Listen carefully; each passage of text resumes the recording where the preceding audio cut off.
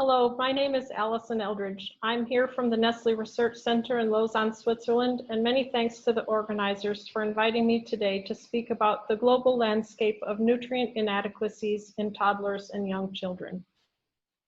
And we're going to look at that by trying to understand the nutritional issues facing children from different perspectives. The first is from international monitoring organizations, looking at growth and weight, the big four micronutrients. We'll also look at qualitative sources of information like dietary diversity, feeding frequency, and minimum acceptable diet scores. And finally, we'll look at what we can get from dietary intake studies of individuals from national surveys. So let's start with monitoring young child growth and weight. The international organizations like UNICEF, WHO, and the World Bank provide wonderful resources to help us understand what are the major issues that are affecting toddlers and young children around the world. And what we can see from these colorful maps is the percent of children, in this particular case, under the age of 5 who are stunted globally. And stunting affects 21.9% of children around the world. And we can see high stunting in Middle and Eastern Africa, Southern Asia, and parts of Oceania. They also monitor wasting. And here in children under 5, the global burden of wasting is 7.3%. And again, we see Southern Asia as one of the highest regions in the world.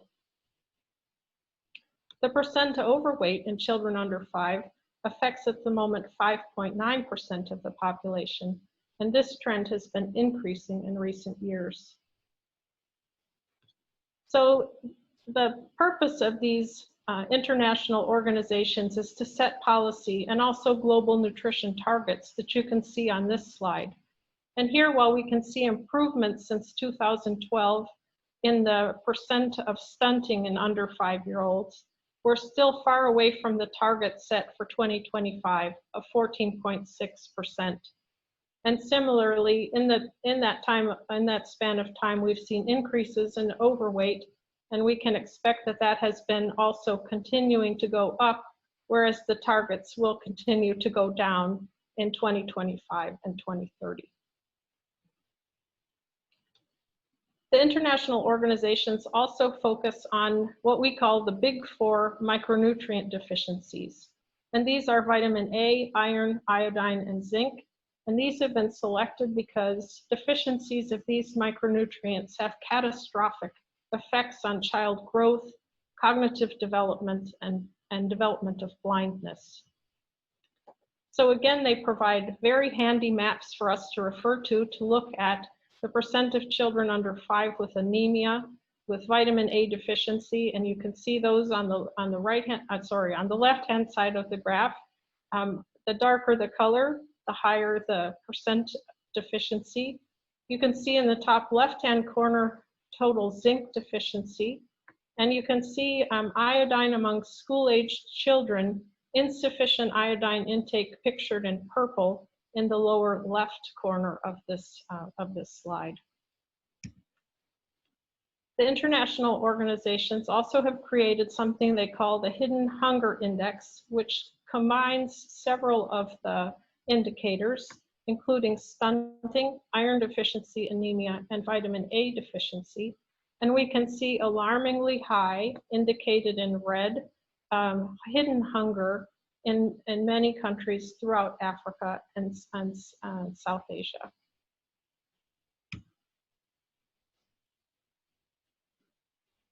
On this slide, we can move now from that international monitoring of growth issues and look at qualitative assessments of dietary diversity, feeding frequency, and minimum acceptable diet scores. Dietary diversity is used as a proxy measure for nutrient adequacy, but it's very easy to score. So out of 8 categories, if the children achieve a score of 5, they are considered to have minimum dietary diversity.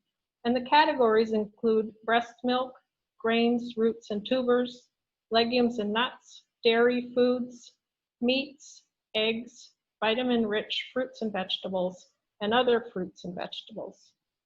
The Dietary Diversity Score, and in this case, applies to children who are 6 months to 23 months old, as does the Meal Frequency Score, which is another way to assess adequacy in this vulnerable population.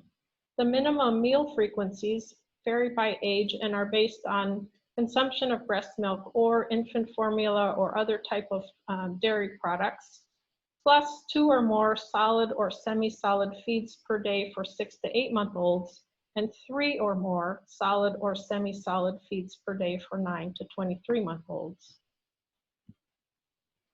Those two scores, diet diversity and minimum meal frequency, can be used together to calculate a minimum acceptable diet score for 12 to 23 month olds.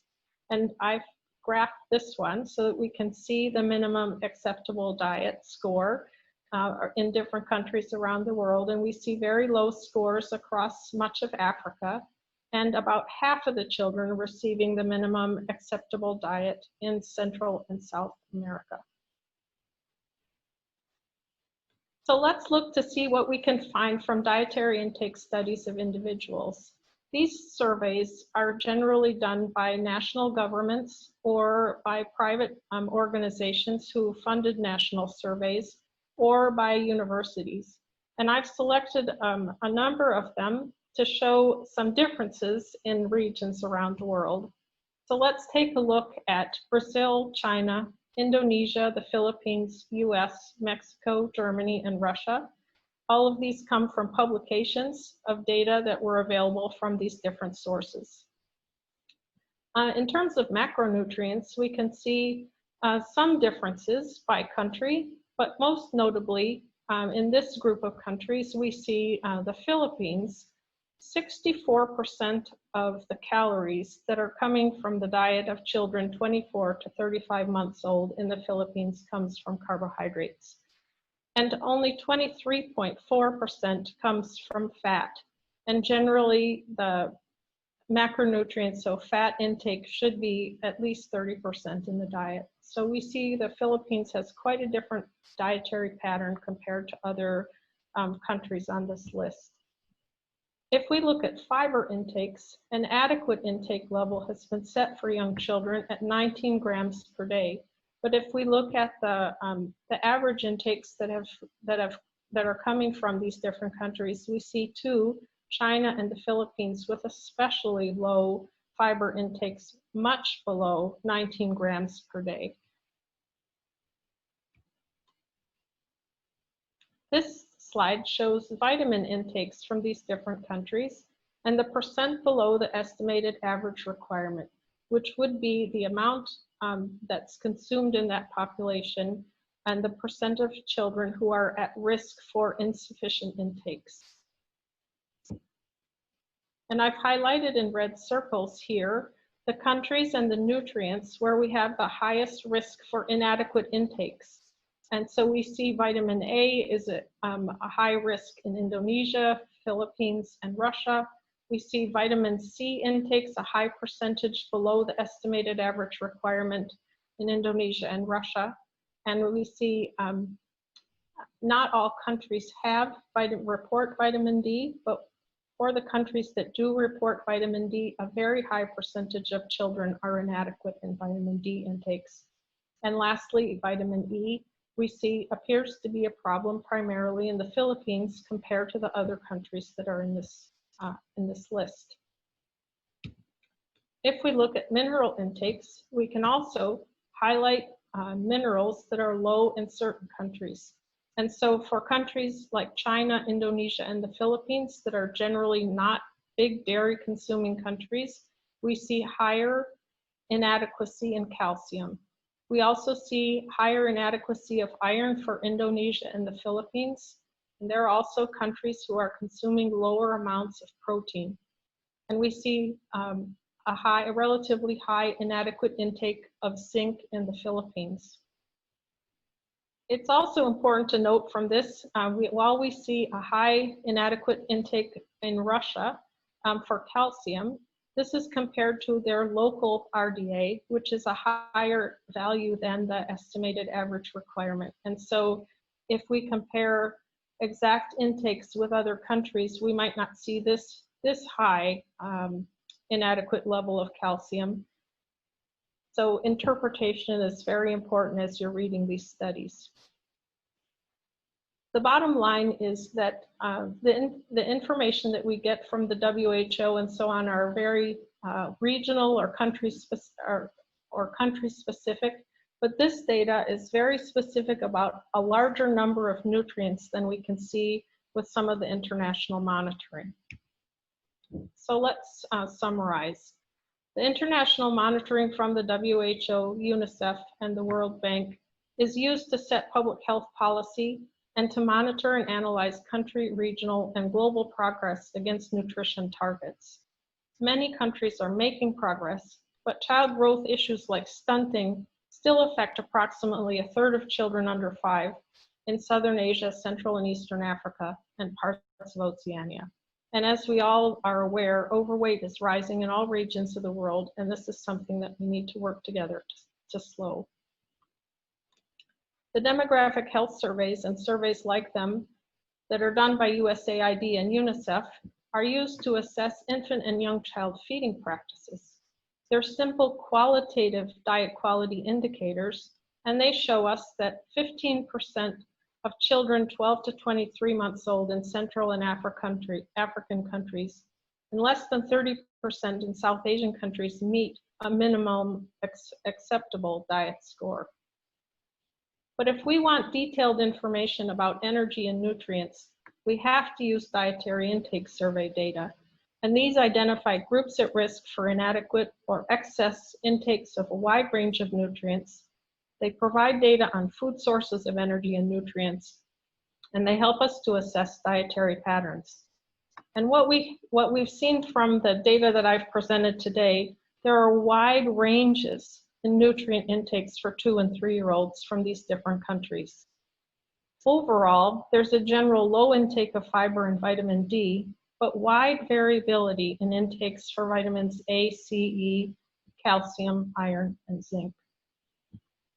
And so in conclusion, different data sources inform in different ways about the nutritional issues that are facing young children around the world.